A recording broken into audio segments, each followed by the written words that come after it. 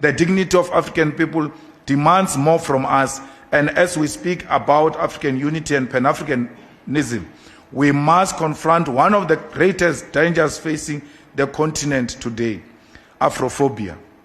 What some call xenophobia against fellow Africans is in truth Afrophobia, which is the hatred, suspicion, exclusion, and criminalization of African people by fellow Africans themselves.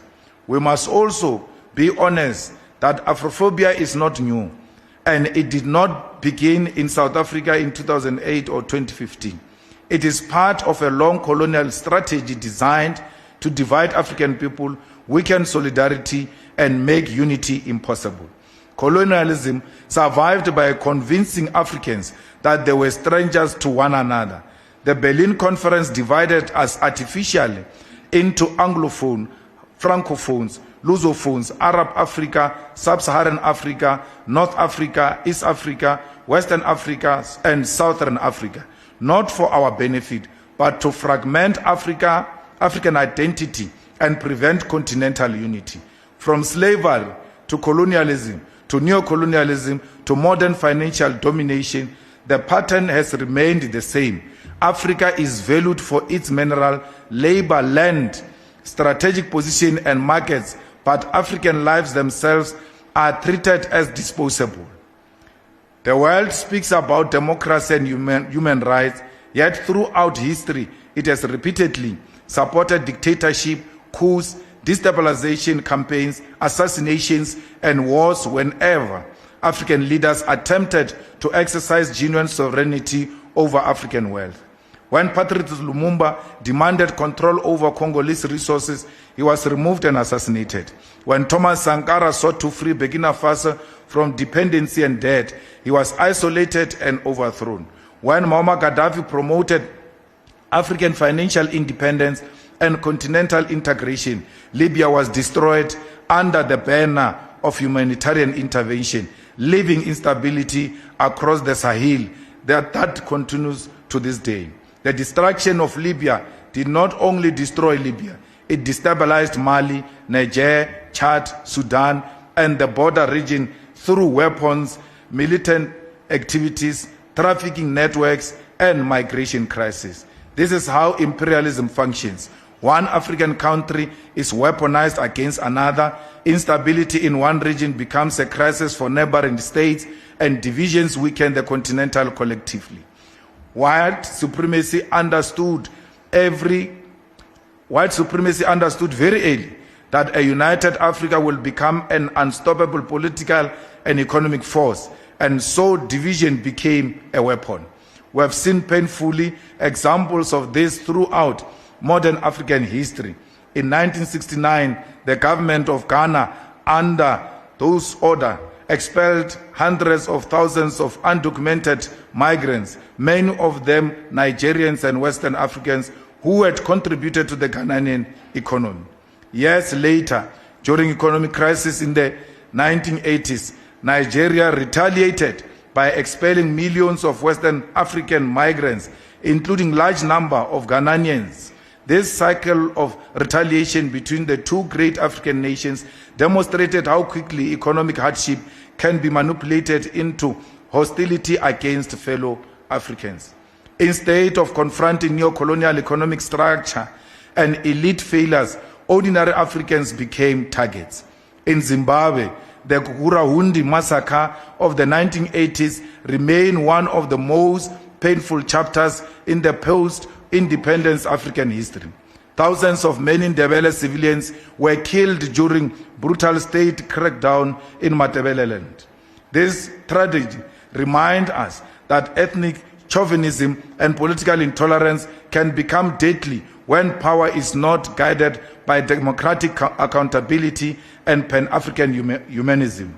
Across Northern Africa, many blacks continue to face racism, exploitation, arbitrary detention, slave trafficking, and violence while migrating through Libya, Tunisia, Algeria, and other transit regions. The collapse of Libya after NATO intervention intensified the suffering of black African migrants, many of whom were falsely accused of being mercenaries, imprisoned, tortured, sold into slave markets, or abandoned in inhumane conditions. In recent years, inflammatory rhetoric against sub-Saharan Africans, parts of North Africa, has contributed to attacks, discrimination, and expulsion of vulnerable migrants whose only crime was searching for dignity and survival. And of course, we have witnessed repeated waves of anti-African violence in South Africa itself, where migrants from Zimbabwe, Mozambique, Somalia, Ethiopia, Nigeria, Malawi, Congo, and elsewhere have been attacked, displaced, looted, and killed. We must say clearly, this violence can never be justified. An unemployed South African and an unemployed Zimbabwean are both victims of the same global system of inequality and exploitation. A Nigerian street trader and a South African worker are not enemies. A Somali shopkeeper and a township resident are not enemies. The true enemy is the system that keeps African people poor while a tiny elite accumulates wealth.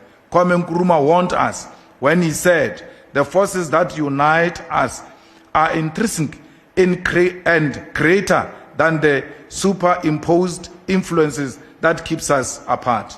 Julius Nyerere also reminds us, without unity, there is no future for Africa. Thomas Sankara taught us that imperialism often occurs in more subtle forms: loan, food, aid, blackmail. Part of that subtle imperialism is teaching Africans to fear one another instead of confronting the structure that exploits all of us collectively. We must also never forget that African liberation itself depended on solidarity across borders. South African freedom fighters found refuge in Zambia, Tanzania, Angola, Mozambique, Algeria, Ethiopia, Libya, Zimbabwe, and Nigeria. Mozambique and Angola suffered destabilization and military attacks because they supported the anti-apartheid struggle. Nigeria funded liberation movements across southern Africa.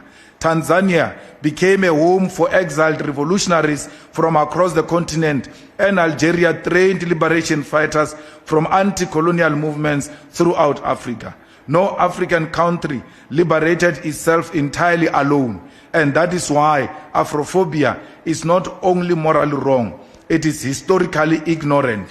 It is a betrayal of liberation struggles, a betrayal of Pan-Africanism, and a betrayal of the spirit of 1963 Addis Ababa.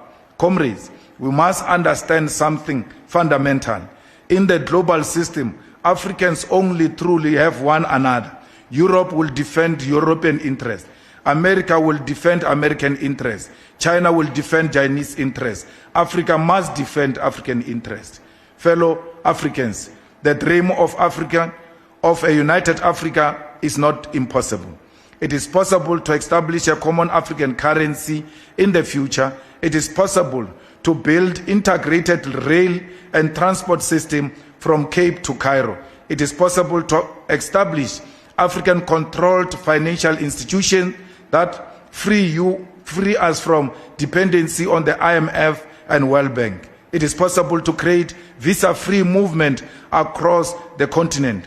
It is possible to create universities that lead the world into science and medicine. It is possible to create a borderless Africa like Africa was before the Berlin Conference. What is required is political courage, and the EFF remains committed to the total liberation of Africa, not only from neo-colonial rule, but from economic exploitation, inequality, corruption, tribalism, and dependency. As we commemorate Africa Day, let us remember that history will judge our generation not by the speeches we made, but by whether we transformed material conditions of African people.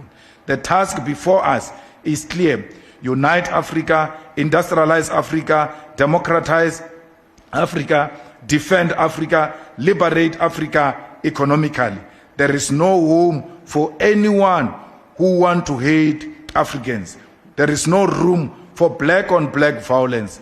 Africa must stand up and say, we are one, and will never listen to the voice of ignorant people who don't know where we come from. We are who we are because of those who came before us. We are one blood, we are one skin, and we remain the same victims all over the world.